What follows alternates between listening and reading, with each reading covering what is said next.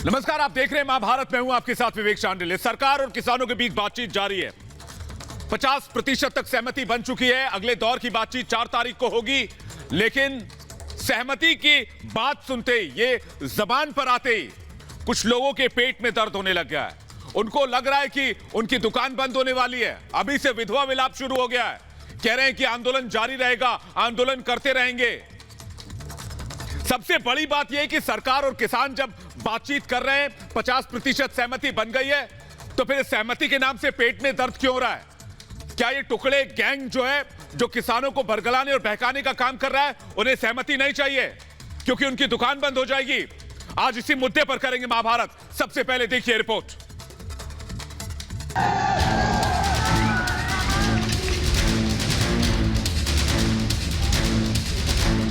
किसान राजी, टुकड़े गैंग क्यों बना काजी? किसान चाहे समाधान, टुकड़े गैंग का व्यवधान। देश चाहे घर लौटे किसान, टुकड़े गैंग अड़ाए टांग। 38 दिन से दिल्ली की चौखट पर बैठे किसान सरकार के साथ वार्ता की मेज पर लौटे तो पूरे देश में उम्मीद की आशा जगी। लेकिन कुछ लोगों के लिए समाधान की ओर बढ़ रही ये वार्ता पूरे सपने के सच होने जैसा है। 4 जनवरी को सरकार और किसान फिर से बातचीत की मेज पर बैठने वाले हैं, लेकिन उससे पहले ही देश विरोधी टुकड़े गैंग को मिर्ची लग गई है। एक तरफ सरकार और किसान अब तक की वार्ता से खुश हैं, तो दूसरी तरफ टुकड़े गैंग ने जहरीली बयानबाजी शुरू कर दी है कि ये जो 50% मांगे मान ली गई कि प्रचार है, ये बिल्कुल झूठ है। अगर मेरी भाषा में कहें तो अभी तो सिर्फ पूंछ निकली है, हाथी अभी बाकी। सुना आपने, जब देश दिसंबर की कड़ाके की सर्दी में बैठे किसानों के लिए समाधान की उम्मीद कर रहा है, वहां कैसे टुकड़े गैंग भड़काने का काम कर रहा है? सबसे बड़ा सवाल यह है कि जब सरकार ने किसानों के लिए दरवाजे खोल रखे हैं और किसान भी सरकार के सकारात्मक रवैये से संतुष्ट हैं, तो फिर भ्रम फैलाने की कोशिश क्यों? आप और हम सब बैठकर इसका समाधान निकाल सकें, इस दृष्टि से बात करेंगे तो निश्चित रूप से हल निकलेगा। और मुझे पूरा विश्वास है कि अगली जो बैठक होगी, उस बैठक के अंदर हम समाधान की ओर जरूर बढ़ेंगे और समाधान होगा। 5 तारीख 4 और 5 को वेट करेंगे। 4 को मीटिंग है, 5 को सुप्रीम कोर्ट में पेशी है, 5 को अपनी मीटिंग करेंगे। 6 को अगर ये दोनों में से कुछ नहीं निकला तो 6 को हम KMP के ऊपर ट्रैक्टर मार्च करेंगे। साफ है कि अगर किसान घर लौट गए तो इन लोगों की दुकान हमेशा के लिए बंद हो जाएगी। यही वजह है कि ये राष्ट्र विरोधी टुकड़े गैंग आंदोलन की आड़ में टकराव की कोशिशों में जुट गया है। भले ही टुकड़े गैंग कितनी भी साजिशें कर ले, लेकिन मोदी सरकार ने साफ कर दिया है, किसान राष्ट्र नीति का हिस्सा हैं। देश जानता है कि किसानों पर राजनीति करने वाले अब सिर्फ वोट बैंक साधने में जुटे हैं, लिहाजा किसानों के नाम पर टुकड़े गैंग का हर मंसूबा नाकाम होगा। Bureau report, Republic Bharat. तो महाभारत का सवाल यह कि जब सरकार किसान राजी है तो ये टुकड़े गैंग काजी क्यों बन रहा है? सरकार किसान चाहे समाधान, लेकिन टुकड़े गैंग डाले व्यवधान। सवाल यह भी कि देश चाहे घर लौट जाए किसान, लेकिन टुकड़े गैंग अड़ाए टांग। और सवाल यह भी कि आंदोलन के नाम पर टुकड़े गैंग का ये डर्टी गेम आखिर कब तक जारी रहेगा? हमारे साथ इस वक्त मेहमानों का एक बड़ा पैनल मौजूद है बातचीत करने के लिए, महाभारत में डिबेट करने के लिए। हमारे साथ इकबाल सिंह लालपुरा है, नेशनल स्पोक पर्सन है बीजेपी के। रमनीक मान है, पॉलिटिकल एनालिस्ट है। हमारे साथ Abhishek Jha, spokesperson JDU Patna जुड़ रहे हैं। हमारे साथ ममता काले हैं, पॉलिटिकल एनालिस्ट, आपका स्वागत है। हमारे साथ दानिश कुरैशी जुड़ रहे हैं, हमारे साथ जो कि पॉलिटिकल एनालिस्ट हैं। चौधरी सवित मलिक जुड़ रहे हैं, जो कि पॉलिटिकल एनालिस्ट हैं, नेशनल प्रेसिडेंट है किसान यूनियन के। हमारे साथ सतीश प्रकाश हैं, जो कि बहुजन एक्टिविस्ट हैं और पॉलिटिकल एनालिस्ट हैं। हमारे साथ नीरज राय जुड़ रहे हैं, प्रेसिडेंट TMC उत्तर प्रदेश और फार्मर एक्टिविस्ट हैं। आप सभी का बहुत बहुत स्वागत है। दानिश कुरैशी, मैं आपसे डिबेट करना चाहूंगा। रमनीक मान, आप भी डिबेट में आए, सभी एक एक करके डिबेट में आए। दानिश कुरैशी, 2 अच्छी खबर बताता हूं आज आपको। एक तो किसानों और सरकार के बीच 50% तक सहमति बन गई है, जिसकी मुझे बहुत खुशी है। और दूसरी अच्छी खबर यह कि दुनिया में प्रधानमंत्री सबसे ज्यादा जाने मानने वाले नेता बने हैं, तो इस बात की भी बधाई कि हमारे देश का जो सीना है वो गर्व से चौड़ा हुआ है। सबसे बड़ी बात की जो दो अच्छी खबर आई, लेकिन टुकड़े गैंग को अच्छा नहीं लग रहा। मुझे लग रहा सहमति का नाम सुनते ही पेट में दर्द शुरू हो जाता है। ठीक है, अब सबसे पहली बात तो यह है कि जो आप कह रहे हैं कि 50% जो है मतलब मामला सुलझ गया है जी, तो मुझे नहीं, मैं नहीं कह रहा कि किश्तों में 7वें दौर की बैठक में जो किसान थे वो कह रहे थे। दूसरी बात सुन तो लीजिए पहले, पहले मुझे सुन तो लीजिए। दूसरी बात जो आप कह रहे हैं टुकड़े टुकड़े गैंग, तो आप समझ लीजिए टुकड़ों पे पल्ले वाली जो गैंग है वो इस वक्त एक्टिव है। कहां गए वो तिवारन जी जो कह रही थी कि अगर आप किसान खड़े नहीं होंगे तो हम ये कर देंगे वो कर देंगे। ये जो स्टाइल है संघ परिवार की और भाजपा की, ये अब ज्यादा नहीं। आपकी क्या स्टाइल है? लोग सड़क पे आ गए हैं। नहीं, आपकी क्या स्टाइल है? सुनिए दानिश कुरैशी, आपकी क्या स्टाइल है? आप नहीं चाहते समाधान हो? 100% अगर आप नहीं चाहते, आप चाहते किसान सड़क पर बैठा रहे। आपको पता है सड़क पर कितनी ठंड लगती है? आपको पता है रात के 12 बजे सड़क पर कितना डिग्री टेम्परेचर होता है? आप सुनिए, इतने नहीं, दिन आप लोगों को किसानों की चिंता नहीं है ना, दिक्कत ये। रमनीक मान आपको जवाब देंगे। रमनीक मान ये चाहते ही नहीं कि किसान घर लौटे और अपने घर जाए सुरक्षित। ये चाहते हैं किसान सड़क पर ही पड़ा रहे, और इन्होंने 70 साल में काम ही वही किया, किसानों को सड़क पर लाने का, और आज किसान सड़क पर है। ये 70 साल से यही करते आ रहे हैं। रमनीक मान, दानिश जी थोड़ा प्लीज, टुकड़ों पे पल्ले, दानिश जी थोड़ा सा, दानिश जी हल्ला कम कीजिए। अरे चिल्लाओ मत यार दानिश भैया। अरे दानिश जी जरा अभिषेक इनकी आवाज थोड़ी कम कीजिए, मैं अपनी बात करना चाहता हूँ। सारी मांग हाँ धन्यवाद दानिश जी। हाँ, आप परेशान है, दिख रहा है आप परेशान है, नजर आ रहा है। आपकी परेशानी नजर आ रही है। एक बार इनका फेडर डाउन कीजिए। धन्यवाद। देखिए अभिषेक, मैं आपको 2-3 बातें बड़े वाज़ेह तौर पे बताता हूं और आप इनको समझने का और प्रयास कीजिएगा। Sir please, thank you. नहीं, आपकी सुन ली, आप तब से चिल्ला तो रहे हैं, आप सुनिए ना। बताइए तो किसान अगर, अरे कोई बात नहीं, आपकी परेशानी दिख रही है मेरे को दिख रही है आपकी परेशानी। अरे मोदी जी वाली खबर की तकलीफ भी होगी तो चिल्ला लो यार पहले। रमनीक भाई, वो मोदी जी ज्यादा तकलीफ है। मोदी जी को वो वाली तकलीफ भी जुड़ गई ना आज, वो वाली तकलीफ भी जुड़ गई आज। दानिश कुरैशी के चेहरे पर वो तकलीफ नजर आ रही है। विवेक जी बोलिए ना प्लीज, बोलिए। शांडिल्य जी मैं बताता हूँ। हाँ बोलिए, प्लीज बोलिए, आप शुरू कीजिए। बहुत स्पष्टता से बताता हूँ। सबसे पहले तो आपने दिखाया अपने प्रोमो में दर्शन पाल को। दर्शन पाल तो यार पीडीएफआई का फाउंडर मेंबर है, वो तो माओइस्ट है, वो किसान कब से हो गया? उसके गले में लाल परना कितने सालों से हम देखते हैं, लाल झंडा लेके घूमता रहा ये आदमी। ये कब से किसान हो गया मुझे समझ में नहीं आया, अचानक किसान बन गया ये। अब मैं आपको बताता हूँ, ये जो किसान मार्च की बात चल रही है ना, ये किसान मार्च की असलियत सुनिए आप। ये रीइंफोर्समेंट की बात हो रही है क्योंकि कंसंट्रेशन बहुत हाई है सिंगू बॉर्डर के ऊपर।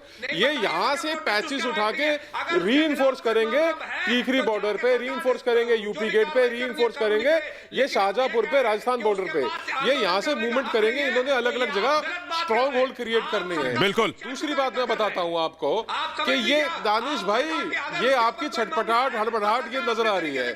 सुनो, आप सुनो, टुकड़े टुकड़े गैंग की सुनो, ये योया कहां से आ गया? ये योगेंद्र यादव कौन है भाई? 8 कनाल जमीन नहीं है इस आदमी की। योगेंद्र का यादव बोलो ना अपनी जमीन दिखाए, किसान बन गया। ये भैया, ये योगेंद्र यादव जो है ये इच्छाधारी नाग है। ये इच्छाधारी नाग है, ये कभी तो एक्सपर्ट बन जाता है कोरोना के ऊपर, कभी नहीं। रमनीक जी, बिल्कुल रमनीक जी, कई तो ऐसे हैं, कई तो नए किसान हैं, कई लोग नए किसान हैं इसमें। कई लोग ऐसे किसान भी बन गए जिनको किसानी के कौ से कुछ लेना देना नहीं, जिनको फार्मर्स के एफ से कुछ लेना देना नहीं।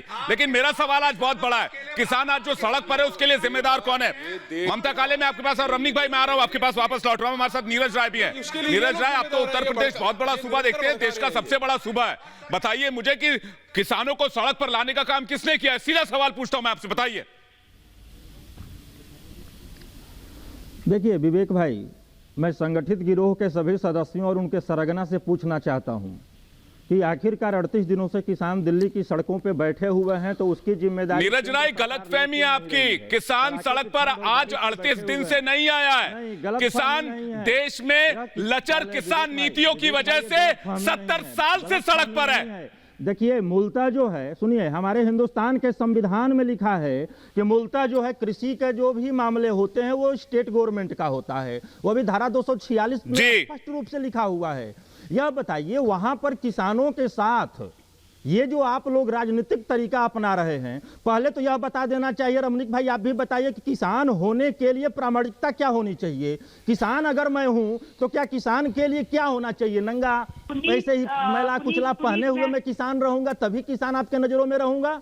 ये बताइए। और सुन लीजिए, जो बात हो रही है वहां पर कि लाल झंडा कभी शर्जील इमाम हो रहा है तो कभी खालिस्तानी हो रहा है। अरे भाई साहब, 38 दिन से आपको वहां बैठे किसान नहीं दिख रहे हैं। आप जो बोल रहे हैं, ये बताइए वहाँ किसान आंदोलन के अगेंस्ट में देश के किन किन हिस्सों में किसान, बहन जी बोलिए, बहन जी बोलिए, अरे बहन जी बोलिए, देखिए बहन जी, अरे संगठित गिरोह के सरगना के आप हो ना, सदस्य हो।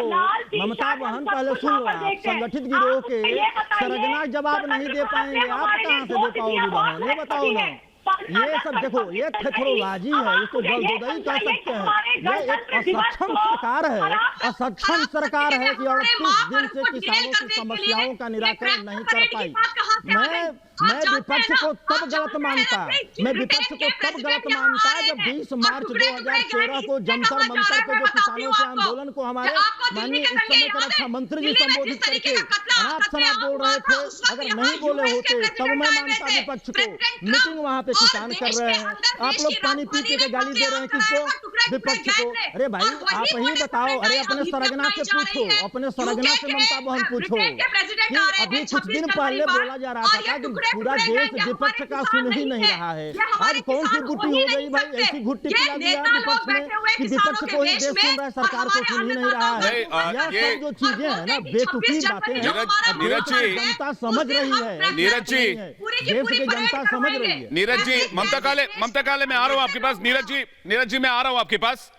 4 तारीख को बातचीत होनी है, सीधा सा सवाल है मेरा। 4 तारीख को बातचीत होनी है। इकबाल सिंह लालपुरा भी हमारे साथ बीजेपी से, उनके पास चलेंगे। उसका अभिषेक जो आपके पास आ रहा हूं, फिर बाकी मेहमानों के पास सतीश प्रकाश, उसके बाद आपके पास आ रहा हूं, और चौधरी सवित मलिक आपके पास भी आ रहा हूं। मेरा सबसे पहला इस बार सवाल इकबाल सिंह लालपुरा जी से है। मुझे एक बात बताइए, जब 4 तारीख को बातचीत होनी है, आधी सहमति बन गई है, 2 मुद्दों पर बात होगी, उम्मीद जता रही पूरे देश इस खुशखबरी का इंतजार कर रहा है कि हम 4 तारीख को इस खबर को सुनेंगे कि किसानों की बात बन गई है, किसान आंदोलन वापस ले रहे हैं, अब उन्हें पूरी रात सड़क पर नहीं गुजारनी होगी, अब वो अपने घर चले जाएंगे। लेकिन इस बीच कुछ लोग ये कह रहे हैं कि हम आंदोलन से ये कर देंगे, वो कर देंगे, हम बता देंगे कि क्या होता है, हम बता देंगे। और ये वो लोग हैं जिनका किसानी आंदोलन से कोई लेना देना नहीं, जो कभी किसी पार्टी में रहे, उससे वहां से निकाले गए, फिर किसी पार्टी में गए, वहां दाल नहीं गली, फिर चुनाव लड़ने गए, फिर चुनाव में हार के फिर अब किसानी पर उतर आए।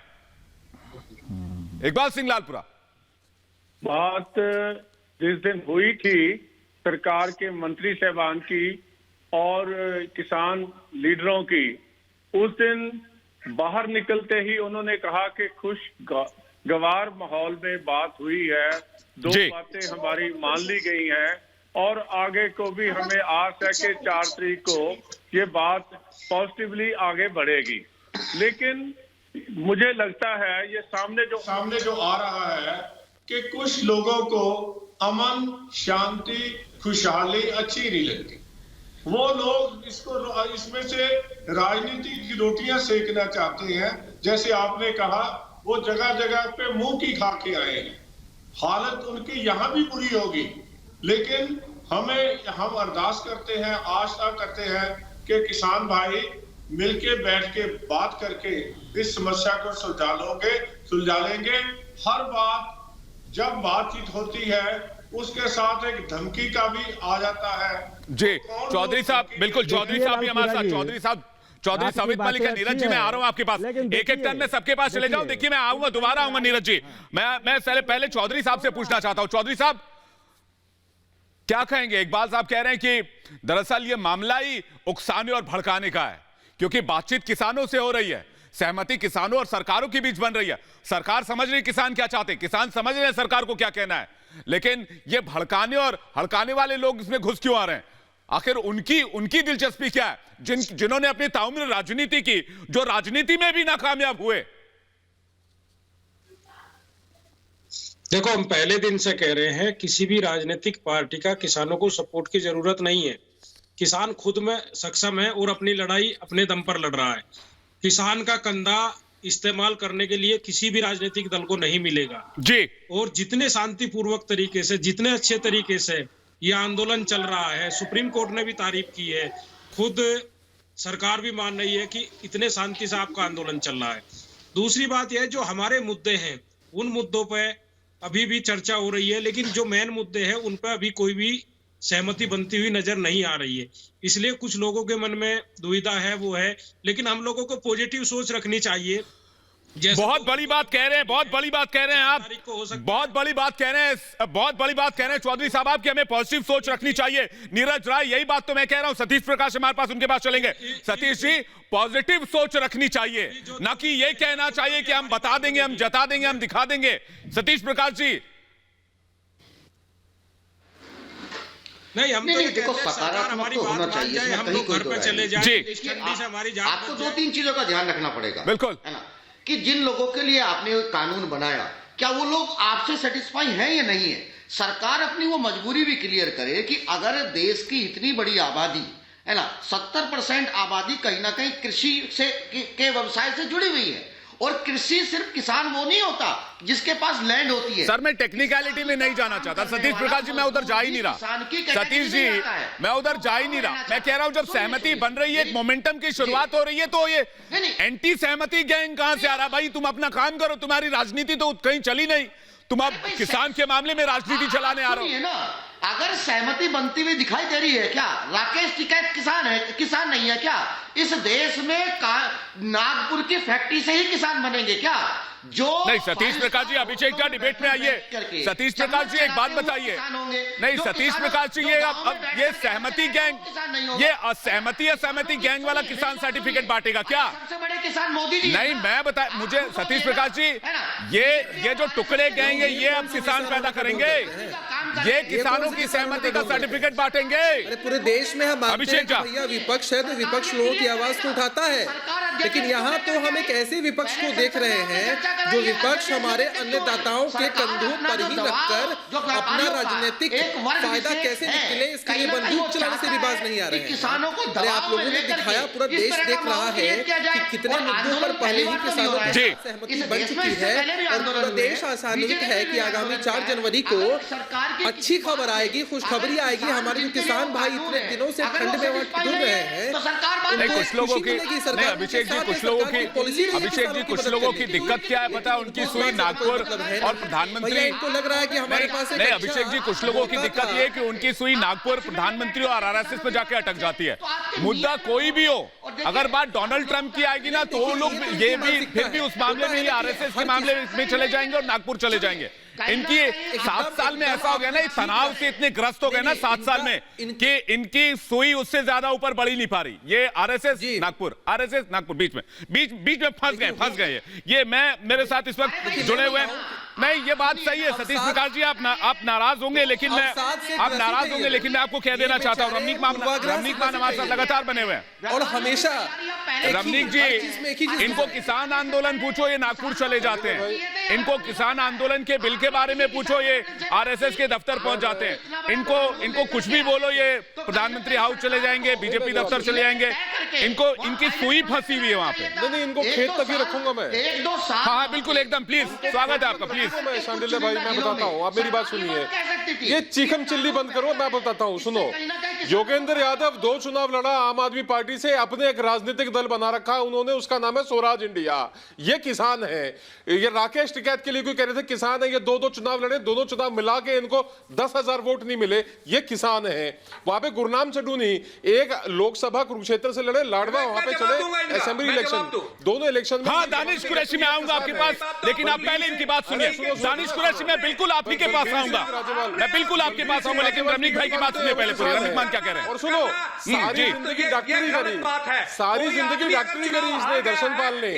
दर्शनपाल ने सारी जिंदगी डॉक्टरी करी। ये पीडीएफआई का संस्थापक है। तो किसान, दानिश भाई सुनो तो पहले। दानिश भाई आप सुनते नहीं हैं, अब सुनो ना। जमीन तो दानिश कुरैशी जी, मैं हाथ जोड़ के रिक्वेस्ट कर रहा हूं, आप सुनिए ना पहले पूरी बात क्या कह रहे हैं। मेरे साथ बहस मत कीजिए, करो सीधा। दानिश जी, दानिश कुरैशी सुन तो लीजिए आप, खेतों में जाकर घास छिलिए, मेरे साथ फालतू बात करके सुन लीजिए आपको। और दर्शनपाल डॉक्टर है, एमबीबीएस डॉक्टर है ये दर्शनपाल। ये सारी जिंदगी पीडीएफ टीयूएफ करके फ्रंट है, tactical United front, tactical United front का ये सदस्य संस्थापक है। ये किसान है। ये कैसे किसान है भाई, मुझे बताओ। ये प्रेस कॉन्फ्रेंस एड्रेस करने के लिए योगेंद्र यादव आ जाता है, प्रेस कॉन्फ्रेंस एड्रेस करने के लिए दर्शन पाल आ जाता है, ये लोग किसान है? किसी के चुनाव आप चुप कीजिए, चलाते वाहियात के आदमी आप। सुन लीजिए आप। अरे हारा चुनाव हो, अरे सुनो और सुनो, चुनाव जीते की सुन लो। ये जो आपका वायनाड का सांसद है राहुल गांधी, इस राहुल गांधी को बोलो अमेठी के सांसद राहुल गांधी की बात सुने। जब अमेठी से सांसद थे 2015 में क्या बोलते थे, आज 2020 में क्या बोल रहे हैं? क्या सुनूं आपकी? झूठ बोलते हैं आप चाहते हैं कि हिंदुस्तान की धरती पे दिल्ली के बॉर्डर पे किसानों का खून बहे। आप चाहते हैं इस देश की रक्षा करने वाले सैनिकों का, पुलिस वालों का खून बहे। आप खून के पैसे लोग हैं, क्या चाहते हैं आप लोग? चुप क्यों नहीं रह जाते आप? थोड़ी देर आप सरकार को बात करने देते, ये बार-बार हम ये कर देंगे, हम वो कर देंगे। क्या आपने बकवास लगाई आपने? जिस किसी क्या आदमी है यार कुरैशी? रमनीक मान एक पते की बात बताता हूँ, दानिश कुरैशी पते की बात बताता हूँ, सुनिए रमनीक मान दानिश कुरैशी सुनिए। दानिश कुरैशी जी बीपी हाई हो जाएगा। अरे दानिश कुरैशी जी अभी 7-8 साल आप देखिए, विपक्ष के पास विकल्प नहीं, भी 7-8 साल और ऐसे ही चिल्लाना है। थोड़ा सेहत का ख्याल रखिए, देखिए दिक्कत हो जाएगी आगे। अरे दानिश कुरैशी साहब सुनिए ना, अभी देखिए विकल्प नहीं है विपक्ष के पास बहुत ज्यादा, और विपक्ष भी बटा हुआ है। महागठबंधन बनाते हैं लेकिन फिर भी टूट जाता है, और पता नहीं कितने कानून पर अभी आप लोगों को ऐसे चिल्लाना पड़ेगा। अभी दानिश कुरैशी साहब सेहत का थोड़ा ख्याल रखिए। मैं चाहूंगा ममता खाली डिबेट में आए और सतीश प्रकाश डिबेट में आए। उसके बाद नीरज राय आपके पास आ रहा हूं। सतीश प्रकाश जी और नीरज राय जी। सतीश प्रकाश जी, मेरा सवाल ये, मैं बस एक बात कह रहा हूं। नहीं देखिए नहीं, अरे मेरी बात तो सुनिए पहले। मैं कह रहा हूं कि देखिए अभी 7 साल हुए हैं, 7 साल में तनाव का माहौल विपक्षी पार्टियों के अंदर, नेताओं के अंदर समझ सकते हैं, और आगे भी ये जारी रह सकता है। बहुत इसमें कोई बहुत विशेष आकलन करने की जरूरत नहीं है, ये माहौल देख के पता चल जाता है। तो ऐसे में अभी बहुत सारे बिल आने वाले, तो मैं वही कह रहा था दानिश कुरैशी को थोड़ा सा सब्र रखें, सब्र के साथ जवाब दें।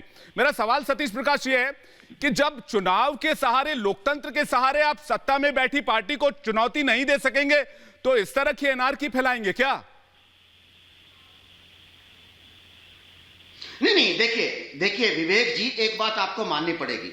आरंभिक अवस्थाओं में बीजेपी कहीं ना कहीं शहरी पार्टी थी। यही भोले भाले किसान हैं जो बीजेपी की रूट को, जड़ों को लेकर के कहीं ना कहीं एक काम करिए, प्लीज एक काम कीजिए, थोड़ा व्यवस्था करवाइए। एक ट्रक नागपुर का संतरा सतीश जी के यहाँ भिजवा दो पहले, क्योंकि वरना सतीश प्रकाश जी को बड़ी नाराजगी के साथ मैं तमाम डिबेट करती हूँ। ये वाकई हो जाते हैं नागपुर, इनको संतरे की बर्फी और नागपुर का संतरा दे दो, खाएंगे, थोड़ा पेट भरेगा। संतरे से तासीर दिमाग की ठंडी होगी तो सही बातें करेंगे। सतीश जी आप ये बताओ ना, आप उसे ये बताओ कि वहाँ पर हमारे जो चंद किसान भाई बैठे हैं उनको इतने ठंड में क्यों दिखाया है? और दूसरी बात, सरकार के जैसे महिलाओं को, बच्चों को, बुजुर्गों को शील्ड बना करके क्यों आगे रखा हुआ है? क्यों बच्चों का इस प्रकार से महिलाओं का दोहन किया जा रहा है? सतीश जी, कौन से किसान आंदोलन की आप बात कर रहे हैं? सही बोला पुनीत ने कि 70 साल से इस देश में किसान का दोहन हो रहा है। आज एक ऐसे प्रधानमंत्री आए जो किसान का भला कर रहे हैं, आपके पेट में मरोड़े हो गए। आप दलित नेता बुलाते हो, खुद को दलित नेता बुलाते हो, तो आप ये बताओ कि योगेंद्र यादव कहाँ का किसान है? योगेंद्र यादव कितने हल चलाए योगेंद्र यादव ने, ये बता दो आप। कौन से किसान नेता है योगेंद्र यादव? ये डपली गैंग कौन सा किसान नेता है? आप लोग कैसी बात कर रहे हो, कैसी बातें कर रहे हैं? नीरज राय कुछ कहना चाह रहे हैं। नीरज राय कुछ कहना चाह रहे हैं। नीरज जी, टीएमसी की हालत वैसे पश्चिम बंगाल में अच्छी नहीं है, मुझे कहना नहीं चाहिए क्योंकि डिबेट आज दूसरा है, लेकिन मैं कह रहा हूं कि अब अभी 7 साल में यह आलम है कि राजनीतिक दल के जो बड़े बड़े नेता हैं वो इन तमाम रास्तों को छोड़ के दूसरे रास्ते अख्तियार कर रहे हैं। उनको लग रहा है उनकी दुकान बंद हो रही है। फिर आने वाले 7-8 साल और कैसे करेंगे? मुझे बहुत बेचैनी और हैरानी भी हो रही है। तो मैं आपको विवेक भाई बताना चाहूंगा कि हंसिया के शादी में खुरपी का गीत गाना नहीं चाहिए। आज ये मामला है किसान का। रही बात बड़े बड़े नेताओं को छोड़ के जाने की, तो देश देखा है और देश देखेगा। किसानी का तो बात हो रहा है, आप लोग तो किसान का बात नहीं करना चाहते हैं। आप लोग तो नहीं ना चाहते हैं कि किसान का भला हो। अरे किसान को पैसा मिल रहा है, आपको तकलीफ होता है ना भाई साहब। अरे बहन जी कैसे चुप रहे आप बताइए, मेरे बड़े भैया, आप काहे किसान का भला नहीं चाहते? अच्छा आप मुझे ये बताइए, आपको क्या पता है, आपको जानकारी है कि कनाडा से और ब्रिटेन से खालिस्तानी वाले जो लोग हैं ना, वो पैसा पंपिंग करा रहे हैं इस किसान आंदोलन के नाम पे देश में अराजकता फैलाने के लिए। उस पर थोड़ा प्रकाश डाल दीजिए। और एक चीज और बता दूं, बहुत बड़ी न्यूज है भाईजान, मेरे बड़े भाई सुन लीजिए, यही वो लोग हैं जो शाहीन बाग के पीछे थे, तो कैपिटल लेटर्स में ये टुकड़े गैंग है भाई साहब। तो आप काहे नहीं चाहते, आप काहे नहीं चाहते किसान का भला हो, आप काहे चाहते हैं कि 26 जनवरी के दिन गणतंत्र दिवस पर हमारे महापर्व पर हमारा हिंदुस्तान बदनाम हो। पहले हमारे बारे में जानिए कि मैं किसान हूँ कि नेता हूँ, समझ रही है ना? प्रेसिडेंट आए तो उनकी हर जगह उलझ रही है, बहुत बढ़िया लग रहा है, उलझना अच्छी चीज है, लेकिन इतना एग्रेसिव होकर हर जगह नहीं कूद जाना चाहिए ममता कालेबान, समझ रही है ना? ज्यादा बोल देने से समझदारी नहीं आती है, तथ्यों पे बात करने से समझदारी और अक्लमंदी नजर आती है। परेड गणतंत्र दिवस पर क्या होता है भाई साहब? ट्रैक्टर परेड जब कोई भी समझा दो, जब कोई भी सरकार, अरे सुनो यार, केवल क्वेश्चन पूछोगे आप, गजब हाल है। जब सरकार हठधर्मी हो जाती है तो उसको आंख खोलने के लिए, हट को छुड़ाने के लिए किसान हर कर्तव्य अपनाने के लिए देखिए रिपब्लिक, नीरज राय जी, ममता काले जी, रिपब्लिक भारत, रिपब्लिक टीवी किसानों की मांग को लेकर और किसानों के आंदोलन को लेकर, उनके दर्द को लेकर हर बात समझता है, लेकिन इसमें जो लोग अपनी सियासत कर रहे हैं, जो लोग अपनी राजनीति चमकाना चाह रहे हैं, जो लोग अपना अपना फायदा देखकर पहुंचे हैं, हम उनके खिलाफ बोलते रहेंगे। हमारे साथ रमनीक मान लगातार बने हुए। रमनीक जी, इसके बाद में लालपुरा साहब आपके पास आऊंगा। रमनीक जी, सबसे बड़ी बात यही है कि किसान आंदोलन के नाम पर पिछले 38 दिन से किसान सड़क पर है, ठंड के बीच वो पड़ा हुआ है, सड़क पर वो पड़ा हुआ है, घर वो नहीं जा पा रहा है, दिक्कत उसको हो रही है, तकलीफ उसको हो रही है, लेकिन परेशानी हो जाती है उन लोगों को जिनका इस आंदोलन से कोई लेना देना नहीं, जो अपने घरों में आराम से बैठे हैं, जो रजाई के अंदर ठंड गुजार रहे हैं, उनको सड़क पर पड़े किसानों की एक पैसे की चिंता नहीं है। विवेक भाई, मैं बड़ी दिलचस्प बात बताता हूं आपको। जिस तरह हम निरंतर सुनते हैं ना, बैकडोर डिप्लोमेसी होती है, वैसे ये बैकडोर पॉलिटिक्स हो रही है और ये आगे खड़ा कर। चौधरी साहब, मैं आ रहा हूं आपके पास, और चौधरी साहब एक सेकंड रुकिएगा, मैं आ रहा हूं। रमनीक भाई को सुन लेते हैं पहले, फिर मैं आऊंगा आपके पास। मतलब किसानों से जी, अगर इनको मतलब होता किसानों से, तो ये अपने मुंह से बोलते कि हाँ, आधी जंग जीत ली गई है, आप 50% डिमांड मांगे पूरी हो गई है। किसानों ने कहा, सब नेताओं ने कहा कि बहुत अच्छे माहौल में, सौहार्दपूर्ण माहौल में बात हुई और अब बहुत अच्छा माहौल है, पहले से हम 4 तारीख को बैठ के इसको सुलझा लेंगे। एक आदमी ऐसा नहीं देखा मैंने जो दूसरी तरफ बैठे हैं जिन्होंने ये कहा हो, ये आशावादी हो कि 4 तारीख को निपटे और सबके सब लोग अपने घरों में जाएं, अपने खेत संभाले, अपने बच्चे बाल बच्चों को संभाले।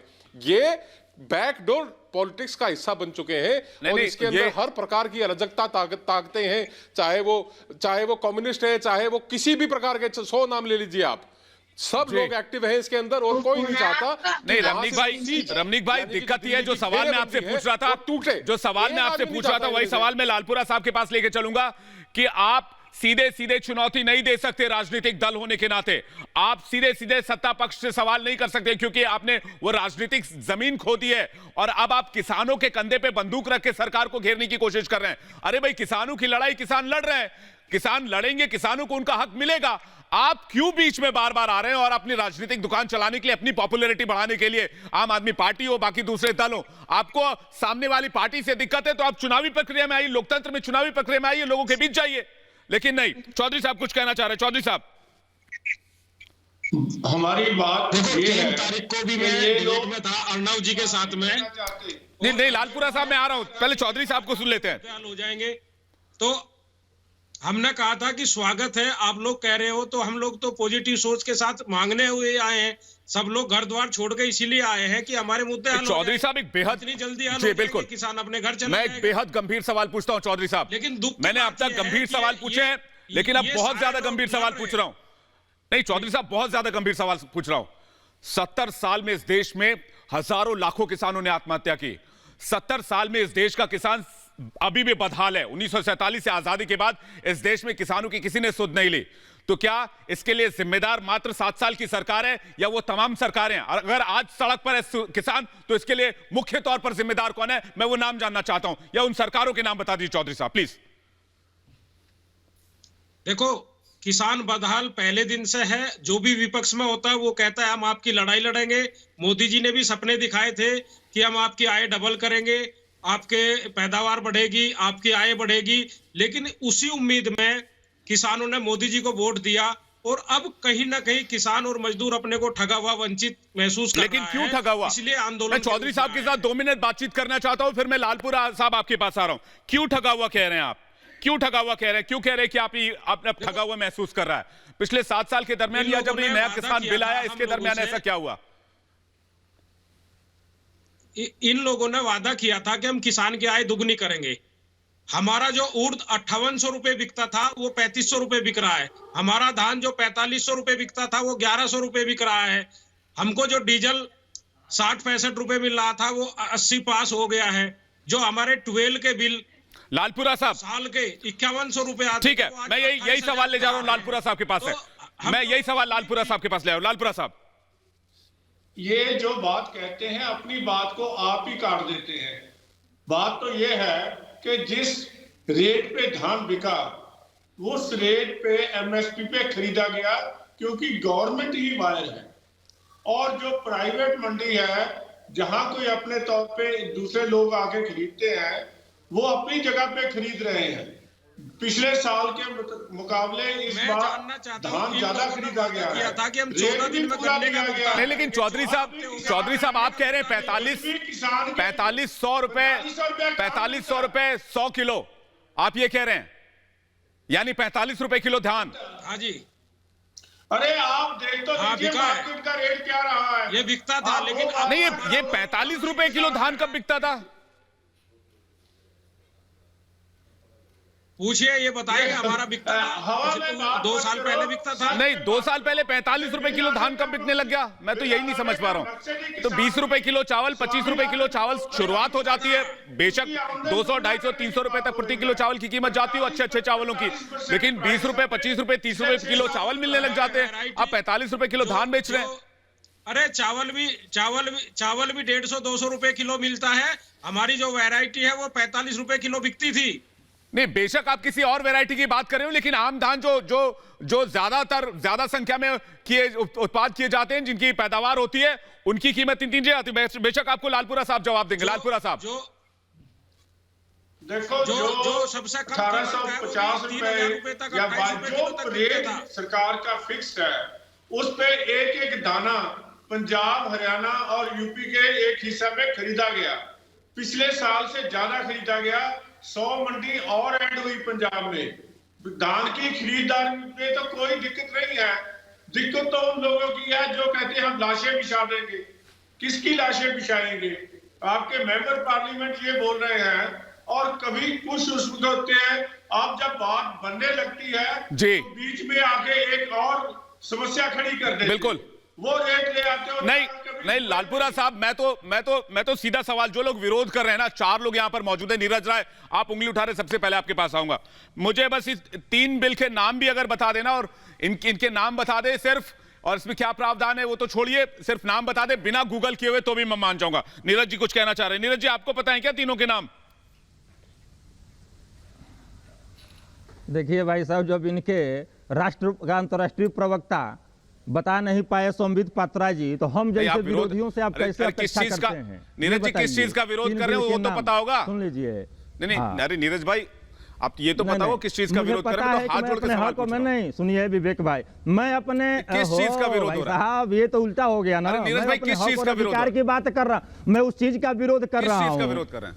मैं उस चीज का विरोध कर रहा हूं कि पिछले 38 दिन से किसान वहां पर बैठे हुए हैं। केंद्र की सरकार जी, मैं सुनिए, जो केंद्र सरकार वहां पर कोई सुध नहीं ले रही है। देश के विभिन्न हिस्सों, किस चीज का लीजिए, विभिन्न हिस्सों में किस चीज का विरोध? अरे भाई साहब, विरोध उसी चीज का है। नीरज भाई विरोध कर रहे हैं, पूछिए उनके। नीरज भाई विरोध कर रहे हैं, बोल रहे हैं कि वरा राव को छोड़ दो। और नीरज भाई किस चीज का विरोध है?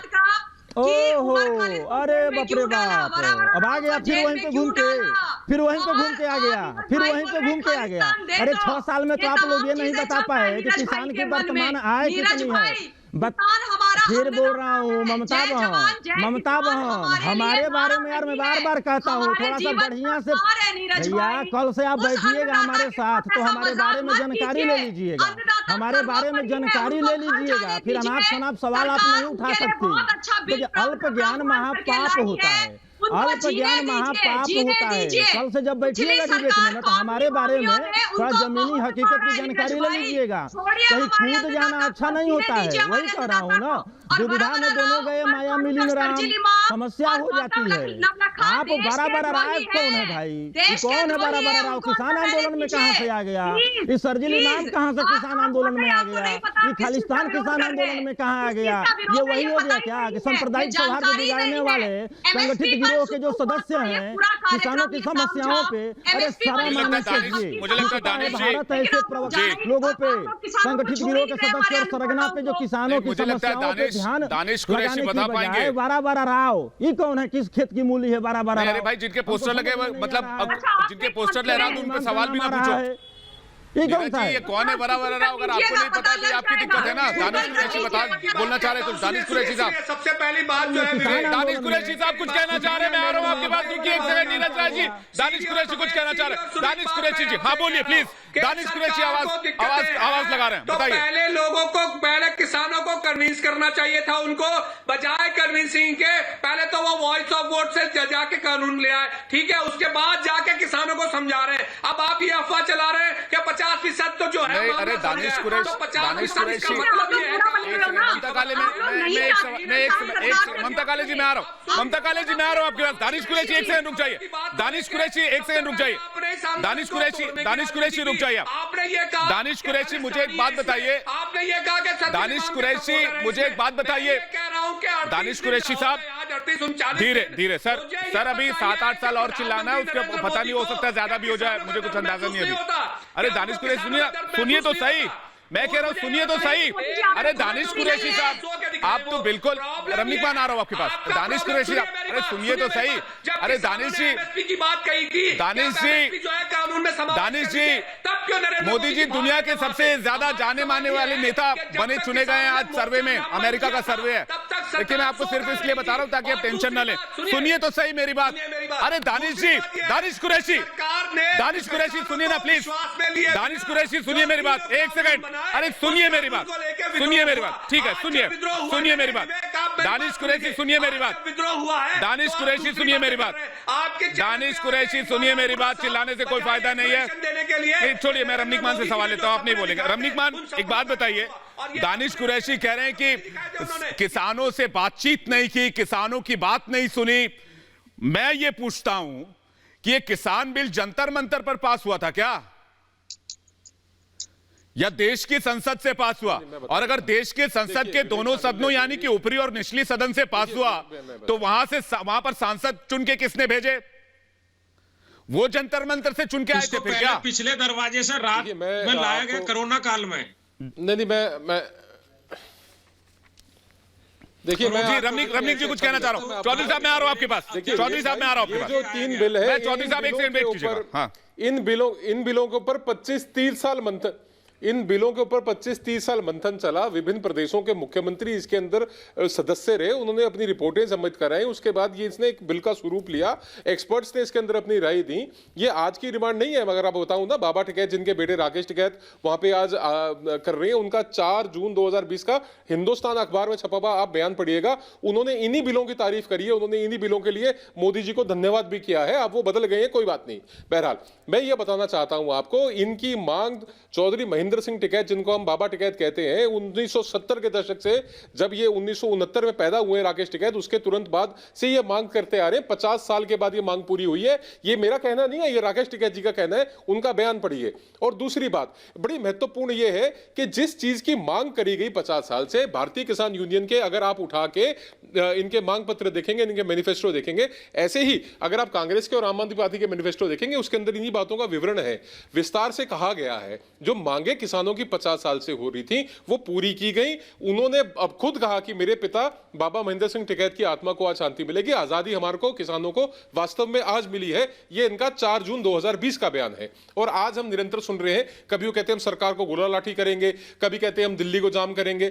ये सारी बातें देखिए, लोग बदल गए हैं। ये इनके बदलने का कारण क्या है कि जो बैकडोर पॉलिटिक्स, जो आप सामने आमने की लड़ाई में राजनीतिक तौर पे नहीं जीत सकते, तो आप ये बैकडोर से आप आते हैं। और दूसरी, मैं अंतिम आखिरी वर्ड मेरा प्लीज, अरे मेरी आखिरी बात सुन लीजिए साहब प्लीज, मेरा निवेदन है। ये बात सच है कि जितने यहाँ पे लोग बैठे हैं जो निरंतर प्रेस कॉन्फ्रेंस कर रहे हैं, इनका अगर आप इतिहास खोल के देखेंगे, मेरे पास तो रिसर्च है, मैं आपको बता सकता हूं कौन से सन में कितनी कितनी वोटें पड़ी, कौन से आदमी ने इलेक्शन लड़ा, किसकी पत्नी ने इलेक्शन लड़ा, किसने खुद इलेक्शन लड़ा। ये सब राजनीतिक रूप से प्रेरित लोग हैं भाई। ये किसान नेताओं का चौधरी साहब उड़ के आ जाते हैं ना। चौधरी साहब, आज के डिबेट का कंसर्न यही है, भेड़ों से भेड़ियों को अलग करने वाली बात है। आप भेड़ों से, चौधरी नीरज राय, मैं आ रहा हूं आपके पास, हमारा देख के बता दीजिए थोड़ा सा भविष्यवाणी कुछ कहना चाह रहे हैं चौधरी साहब कुछ कहना चाह रहे हैं। चौधरी साहब, मेरा कंसर्न ही यही है, देखो राजनीतिक पार्टियों को किसानों के कंधे पे बंदूक नहीं चलानी चाहिए, अपनी नाकामी किसानों के कंधे पर नहीं डालनी चाहिए, किसान आंदोलन का राजनीतिकरण नहीं करना चाहिए, टुकड़े गैंग को किसानों से दूर रहना चाहिए। किसान हमारा अन्नदाता है और हमें पता है किसानों के लिए क्या करना है। हम लोग ये कह रहे हैं कि आप जितने भी राजनीतिक पार्टी के लोग यहाँ बैठे हैं, हम लोगों को माफ करो और जाकर जितने हमारे किसान भाई शहीद हो रहे हैं उनके परिवारों को सांत्वना दो और कोई ना कोई ऐसा रास्ता निकालो कि किसानों का जो मौलिक अधिकारों का हनन हो रहा है, उनके लिए भी कुछ जो सोच उनके लो। अस्तित्व की लड़ाई लड़ रहे हैं, मैं तो सरकार से ये निवेदन करूंगा कि सबसे पहले टीकाकरण यहाँ कराइए आप बॉर्डरों के ऊपर। बॉर्डर पे बैठे हुए किसानों का सबसे पहले आप लोग आते हो अपनी राजनीतिक पार्टी की बातें लड़ते हो, कोविड की। किसान की बात कोई नहीं करता है। किसान वहां रोज मर रहा है, इतनी ठंडी में है, क्या सुनेगा, क्या खाएगा, क्या पिएगा, कैसे वो रहेगा? अगले 3 दिन बारिश होने वाली है, किसी को चिंता है कि अगले 3 दिन लगातार बारिश होने वाली है, किसान कैसे वहां काटेगा रात दिन? अरे भैया, आप लोग यहाँ आते हो, एक दूसरे के एक बात बताइए, पाड़ते हो, आप मेरे को एक बात बताइए, विपक्ष की लड़ाई लड़ते हो वहां बैठ के। जब 40 संगठन, 50 संगठन, 60 संगठन के लोग बैठ के बात कर सकते हैं, तो वहां पे 2 लाख आदमी इकट्ठा करने की आवश्यकता क्या है? किसान की कोई नहीं सुनता, कोई भला नहीं करता है, सब अपने मतलब के लिए लड़ रहे हैं। हर आप बता दीजिए, बाबा महेंद्र सिंह टिकैत क्या मांगते रहे? मोदी जी ने सपने दिखाए 50 साल से क्या मांग रहे थे? ये लोग दिखा रहे हैं। भारतीय किसान यूनियन की क्या मांग थी? 60 साल से हम ये मांग रहे थे कि हमारी भंडारण की क्षमता खत्म कर दी जाए। ये मांग रहे थे कि हमारा कोर्ट जाने का अधिकार छीन लिया जाए। क्या हम ये मांग रहे थे हमारा कोर्ट जाने का अधिकार छीन लिया जाए? कोर्ट जाने का अधिकार किसने छीना? भंडारण फास्ट ट्रैक किया। अरे भैया, दीवानी मुकदमे में आदमी दीवाना हो जाता है। एक रास्ता दिया, उसके अंदर संशोधन भी किए। आप चाहते क्या है? आप चाहते कि प्रधानमंत्री घुटने टेके आपके आगे सजदा करे? आप बताइए। अरे भैया सुनो, जो वादा किया था ना, वो आम आदमी पार्टी ने किया था, उनकी सरकार बनी, दिल्ली में क्या किया? जो वादा किया था, सुनो भैया सुनो, ये कैप्टन अमरिंदर सिंह ने वादा किया था, क्या पूरा किया वादा उन्होंने? कौन सी कर्ज माफी हुई पंजाब में? कौन सी कर्ज माफी करी कैप्टन अमरिंदर सिंह ने? मुझे वो बता दो आप, कैप्टन अमरिंदर ने कौन सी कर्ज माफी करी बताइए? अरे भैया, किसान सम्मान निधि दी, इतने काम किए किसानों के लिए, भैया आप क्या बात कर रहे हैं? और लाभकारी कर्ज दिए, बताओ कैप्टन अमरिंदर, ये बात कैप्टन अमरिंदर सिंह को बोलो, कैप्टन अमरिंदर सिंह को बोलो ये बात, जिसने कर्ज माफी का वादा करके वादा खिलाफी करी। पूछो उसको क्यों नहीं माफ किया अभी तक? सरकार खत्म होने को आ रही है, 2022 में चुनाव है, अगले साल चुनाव है, वहां पे आपको कुछ नहीं पता भैया। आप भ्रमित हैं, आप भटके हुए, आपने ये नहीं पता आपको कि मांगे क्या थी। भारतीय किसान यूनियन का मांग पत्र पढ़ा आपने? 2019 का जितना वादा किया आपने पढ़ा क्या उसका? आपने पढ़ा क्या? जितने वादे किए भैया रोज पढ़ता हूँ। लेकिन रमनीक भाई, चौधरी साहब जो कह रहे हैं उससे थोड़ा भ्रम की स्थिति बन रही है। रमनीक भाई, मैं आ रहा हूँ आपके पास। चौधरी साहब जो कह रहे हैं वो कह रहे हैं किसान को अदालत जाने का अधिकार नहीं है, किसान को एमएसपी का मामला नहीं है, जबकि इन तमाम चीजों पर सरकार आश्वासन देने के लिए तैयार है। चौधरी साहब बात जब बनने लगती, चौधरी साहब बात तो सुनिए, आश्वासन दे दिया चौधरी साहब बात तो सुनिए, चौधरी साहब बात तो सुनिए। आप मुद्दे गिना रहे हैं यहाँ पे, जब उन मुद्दों पर बात होती है तो आप कहते हैं नहीं भाई साहब मुद्दे छोड़िए, तीनों कानून रद्द कर दो बस। बात पॉइंट वाइज होती है तो आप लोग कहते हैं कि तीनों कानून रद्द कर दो, और अब जब डिबेट में आते हो तो कहते हैं कि ये पॉइंट्स हैं, कोर्ट जाने का अधिकार नहीं है, जमीन हड़पने का मामला है, मंडियां खत्म की जा रही हैं, ये पॉइंट वाइज आते हैं आप कि उसमें कुछ ना कुछ हल निकलेगा। चौधरी साहब सवाल मानेगी, हम कभी भी आशा नहीं छोड़े हैं। मेरी पूरी बात तो सुनिए पहले दिन से आशा चौधरी रखते हैं कि सरकार साहब, सम्मान में आपसे पूछ रहा हूं, आप लोग बात करते हैं पॉइंट वाइज, लेकिन जब सरकार पॉइंट वाइज बात करती है तो आप कहते नहीं पॉइंट वाइज बात नहीं करनी, आप तीनों कानून रद्द कर दो।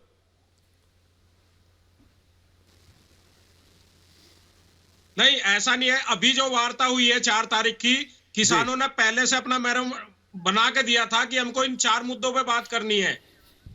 पहला था अभिषेक झा डिबेट में आए, उसके बाद ठीक है, अभिषेक झा डिबेट में आइए, और उसके बाद मैं लालपुरा साहब के पास आ रहा हूं। लालपुरा साहब से ये सवाल लूंगा। इसके बाद में दूसरा था कि देखिए साहब, मुझे तो ये बात समझ ही नहीं आ रही है अब तक कि जब पूरा देश देख रहा है कि भाई 4 जनवरी ये तो चौधरी साहब ये तो मिल गया ना आपको, ठीक हो जाएगा। कृषि मंत्री ने कहा किसान की शंकाओं को दूर करते हुए बाकायदा पॉइंट वाइज पूरा पत्र किसानों के लिए जारी किया, सोशल मीडिया से लेकर किसानों के हाथ में खत तक दिलवाया। आपको मिला तो आप जो मांग रहे थे वो मिल तो गया, मैं वही तो कह रहा हूँ। बिहार आकर देखेंगे ना, मैं बिहार से आता हूँ, बिहार में कहीं आपको किसान भाई कहीं रोड पर दिखाई नहीं पड़ेंगे। यहाँ एनडीए की सरकार ने नीतीश कुमार जी के नेतृत्व में बीते 15 वर्षों में किसान भाइयों के लिए इतना किया है कि किसान भाई ये जानते हैं कि यह आंदोलन कहीं ना कहीं विपक्ष की दी हुई हवा का नतीजा है। और आप लोग कान खोलकर सुन लीजिए, मतलब इतना किया है कि किसानों को सड़कों पर आना पड़ गया है। किसान भाई और इतिहास में ये देश में रहते हैं, और आप देखिएगा कि बहुत जल्द आपको खबर दिखाई पड़ेगी जब हमारे जितने किसान भाई भैया आप लोगों ने इतना अच्छा काम कर दिया कि किसानों को सड़कों पर आना पड़ गया। और उस दिन आपका जो असली और सही राजनीतिक जो चेहरा है, जो दोषपूर्ण चेहरा है, वो देश के सामने आएगा। और तब आप इस बात को समझेंगे कि भले ही आपने इतनी कोशिश की कि कैसे भी हम अपने लालपुरा साहब के पास जा रहा हूं मैं, लेकिन चौधरी साहब मैं एक बार फिर आपको कहता हूं, चौधरी साहब मैं एक बार फिर आपको कहता हूं, मैं किसी राजनीतिक दल का नाम नहीं ले रहा हूं। ये 70-75 साल में राजनीतिक दलों के कुकर्मों का नतीजा है कि किसान को सड़क पर उतर के अपनी मांगों को मांगना पड़ रहा है, और किसानों की स्थिति ऐसी है।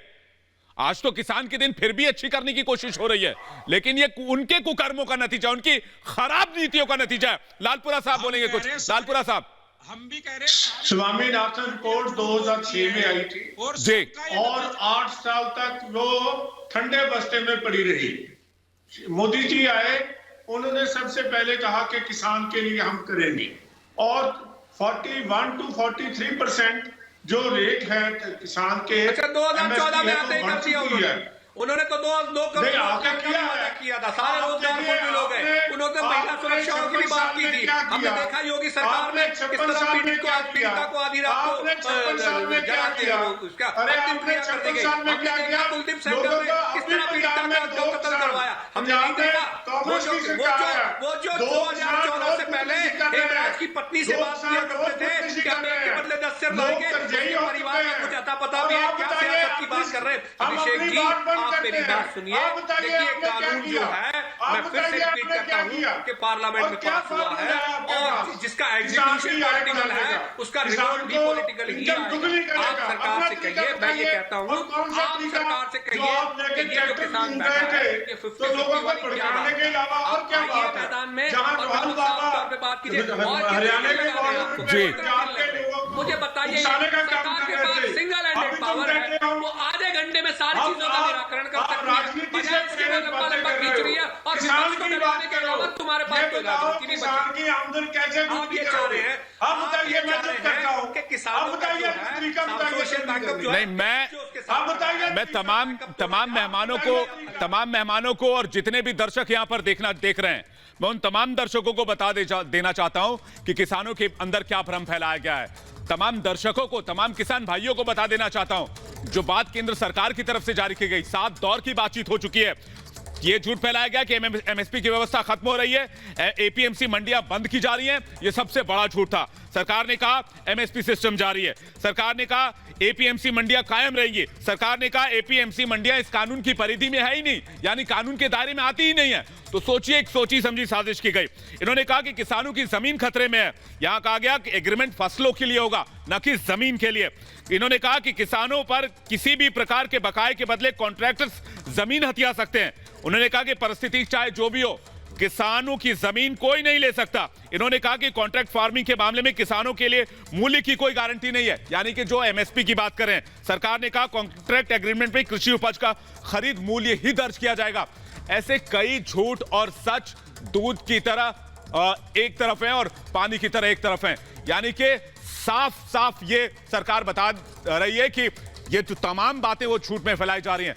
लेकिन सबसे बड़ी बात यह है कि जो लोग लोकतांत्रिक प्रक्रिया में चुनाव के रास्ते नहीं आ सकते हैं, जिनकी चुनावी दुकानदारी, राजनीतिक दुकानदारी, सियासी जमीन जा रही है, वो लोग अब किसानों के कंधे का इस्तेमाल कर रहे हैं। आप सभी मेहमानों का बहुत बहुत शुक्रिया हमारे साथ इस डिबेट में जुड़ने के लिए। रिपब्लिक भारत पर खबरें लगातार जारी है, फौरन लौटने एक ब्रेक के बाद।